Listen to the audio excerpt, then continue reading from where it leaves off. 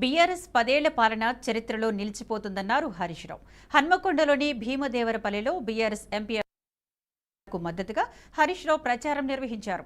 Corona కష్టకాలంలోనూ Rythu Bandhu ఇచ్చామని, రైతు బంధు ద్వారా 11 విడతల్లో 72,000 కోట్లు ఇచ్చినట్లు తెలిపారు. బీఆర్ఎస్ పాలనపై సీఎం రేవంత్ రెడ్డి చెప్పినవన్నీ అబద్దాలేనని, ఆయన వెళ్లిన చోటలా దేవుళ్లపై ప్రమాణాలు చేసి అబద్దాలు చెబుతున్నారని మండిపడ్డారు. మోసం చేసిన కాంగ్రెస్ కు ఈ పార్లమెంట్ ఎన్నికల్లో తగిన బుద్ధి చెప్పాలని ఓటర్లకు పిలుపునిచ్చారు.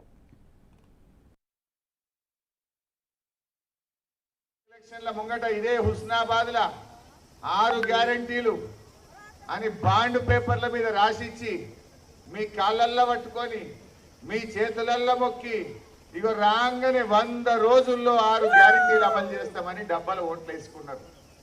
కానీ ఏం చేసిండ్రు? ఓడదాటదాకా ఓడమల్లప్ప, ఓడదాటినాక బోడమల్లప్ప. గద్దెనెక్కిన కాంగ్రెస్ ఇవాళ 6 గ్యారంటీల్లో ఇచ్చిన ఒక్కటన్నా చక్కగా అమలు చేసిండ్రా? బస్సు తప్ప అంతా తుస్సే. ఈ కొడుకులు ఏం చెప్పిండ్రు? ఇంకా అబద్ధాలు ఆడుతుంది ఊర్లలోకి వచ్చి. 6 5 అయిపోయినాయి. ఎవరి చెవుల పువ్వు పెడుతున్నావు నాయన?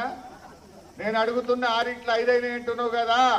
మా ముల్కనూరు చౌరస్తాలో మా అక్క చెల్లెలను అడుగుతున్నా. మహిళలకు గెలువంగానే నెలకు 2,500 రూపాయలు జీతం పడ్డట్టు ఇస్తామన్నారు. వచ్చినా ఎవరికన్నా? నెలకు 2,500 ఏ చెల్లె కన్నా అక్క కన్నా వచ్చినాయా? 4 నెలలు అయిపోయి 5 నెలల పడ్డది. అంటే ఒక్కొక్క చెల్లెకు ఈ కాంగ్రెస్ పార్టీ 10,000 రూపాయలు బాకీ పడ్డట్ట పడనట్ట? ఎవడన్నా మీ ఊర్లోకి వచ్చి మళ్ళా కాంగ్రెస్ పార్టీకి ఓటేయమంటే బిడ్డ అసెంబ్లీ ఎలక్షన్ లో మాటిచ్చినావు, బాండ్ పేపర్ మీద రాసిచ్చినావు, 10,000 ఆడబెట్టినాక ఓటు అడగాలరా బిడ్డ అని మన మూతు మీకు దెబ్బ కొట్టినట్టు సమాధానం చెప్పాలి. రెండవ మాట, మా అవ్వ మంచి నిలబడి ఇస్తున్నది. నేను అడుగుతున్నా, అవ్వ ఏమన్నాడు రేవంత్ రెడ్డి? అవ్వాని పింఛన్ ఎంత అన్నాడు? 2,000 బిడ్డ అన్నది.